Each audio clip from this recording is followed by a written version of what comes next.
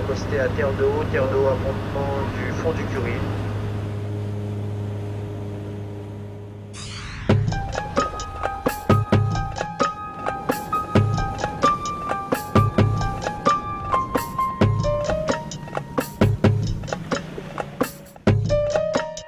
Voilà, donc nous sommes en compagnie de deux témoins directs de cet événement. Aline, nous sommes le 21 novembre 2004. Oui. Qu'est-ce qui se passe? Ben, il se passe un gros boom sur les Saintes, comme si c'est l'explosion totale.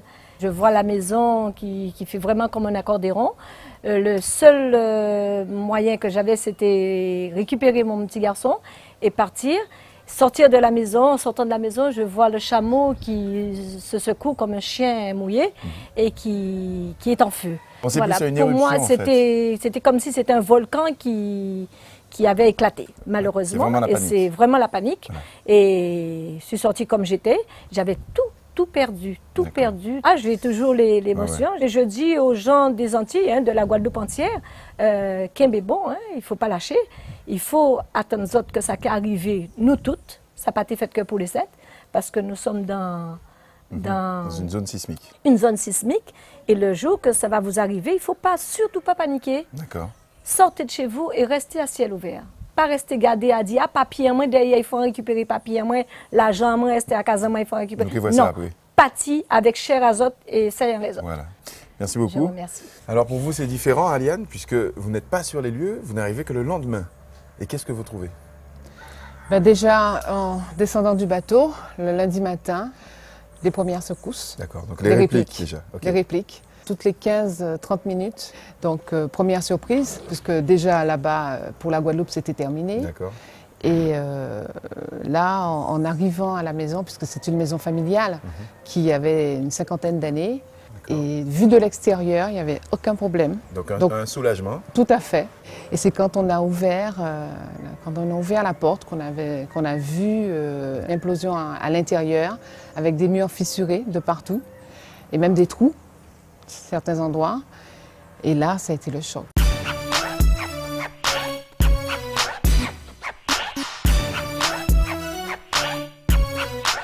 Malheureusement, il faut prendre la décision. On se dit quoi? Il faut démolir, repartir? Non, pas dans l'immédiat, parce que l'émotion est déjà trop forte. D'accord.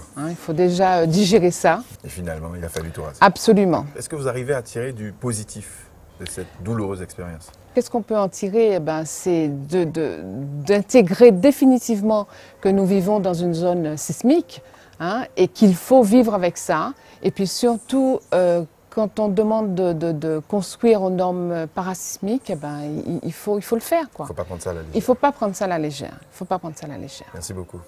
Merci à vous.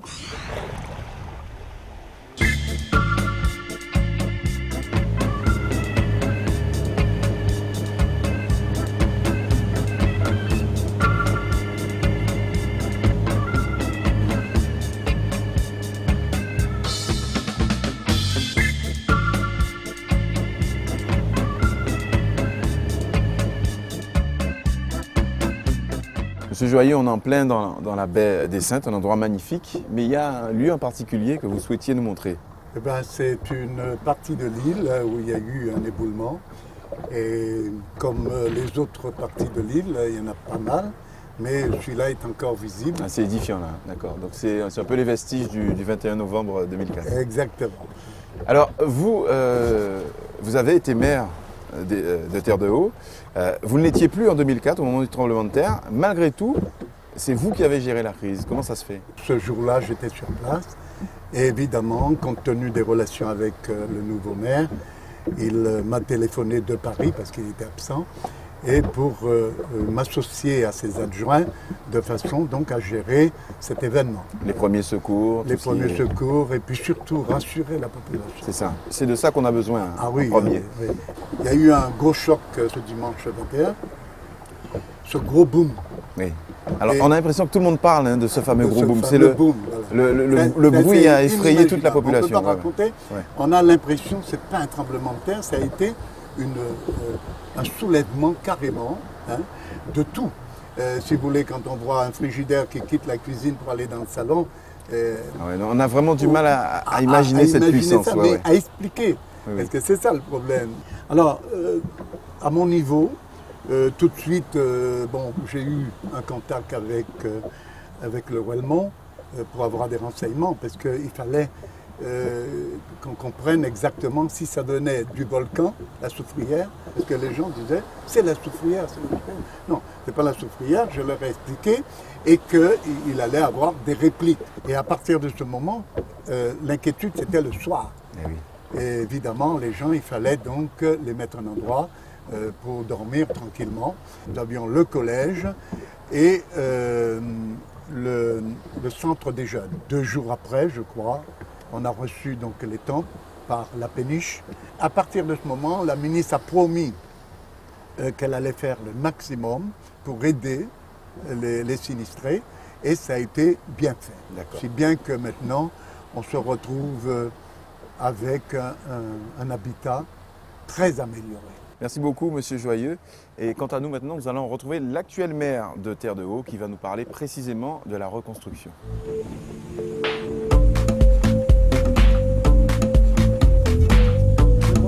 À bientôt.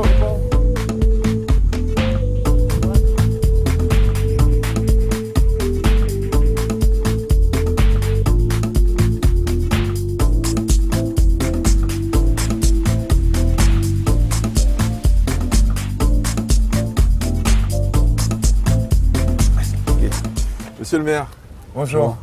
Alors, vous n'étiez pas sur les lieux le jour du tremblement de terre, vous étiez en déplacement. Oui. Comment vous avez vécu l'éloignement? Vous avez des coups de fil d'un peu partout, du préfet qui vous demande quelles sont les dispositions que vous prenez et que vous n'êtes pas là. Là, vous commencez à prendre conscience de la gravité. Voilà. Et puis, quand votre première adjointe vous appelle en vous disant quel plan vous mettez en œuvre, ben oui, mais on n'a pas de plan pour un séisme, on n'en avait pas du tout. On n'était pas préparé. Par contre, elle se posait la question, est-ce qu'on mettait en place le plan cyclonique qui n'était pas du tout adapté. Donc, ouais, vous êtes complètement déboussolé, vous ne savez pas ce qui se passe et voilà, quoi, vous avez vous restez en attente. J'ai pas dormi la nuit parce que j'étais au téléphone avec mes services, avec les familles, les gens qui m'appelaient, avec les services de l'État. On gérait à 8000 km, c'est très complexe. Quand je suis arrivé, j'ai trouvé une population complètement déboussolée, où il n'avait pas eu d'électricité, pas d'eau. Les gens, lorsqu'il faisait nuit, c'était plus impressionnant. C'était la terreur. Oui, c'était la terreur, quoi. On va parler de la reconstruction maintenant. Comment ça s'est organisé? Parce que vous avez été touché aussi bien au niveau de la population que sur le bâti public. Nous avons pu mettre en place rapidement des demandes de subventions. Les services de l'État ont compris qu'il fallait, sur l'école primaire, sur le clocher de l'église, sur les routes, parce qu'on a eu des routes qui étaient tombées, notamment sur le Morne, voilà, qui était complètement défoncé. Donc il fallait régler, j'allais dire, avec les fonds de secours, les fonds européens, la dotation globale d'équipement, les collectivités, la collectivité régionale, la collectivité départementale. Donc tout le monde a dû mettre un financement, et puis la collectivité bien entendu, parce que nos bâtiments étaient assurés, donc nous avons mis aussi notre part. La difficulté pour nous, c'était de faire comprendre aux services de l'État que nous avions des bâtiments qui étaient sur des zones sensibles et que lorsque vous mettez des pieux, lorsque vous rebâtissez, faire de la construction antisismique en fin de compte, voilà, et donc vous avez un coût qui est beaucoup plus important. Une école comme l'école primaire a coûté 2,8 millions. Donc pratiquement la moitié des fonds qui étaient mis à notre disposition. D'accord. Alors aujourd'hui, monsieur le maire, comment vont les Saintes? Comme vous le voyez très bien, les Saintes a toujours été une commune dynamique, toujours été une commune population qui se remet très vite de ses émotions, entre guillemets, très vite au travail. Nous avons mis en place nos plans, nous avons fait l'information avec le DICRIM, nous avons distribué à toute la population. Maintenant, la population s'est prise, s'est responsabilisée sur le fait qu'on est sur une île, on s'est retrouvé isolés pendant un certain nombre de jours.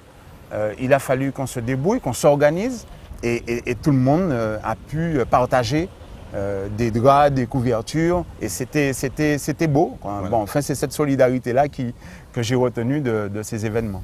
Merci beaucoup, monsieur le maire. Merci.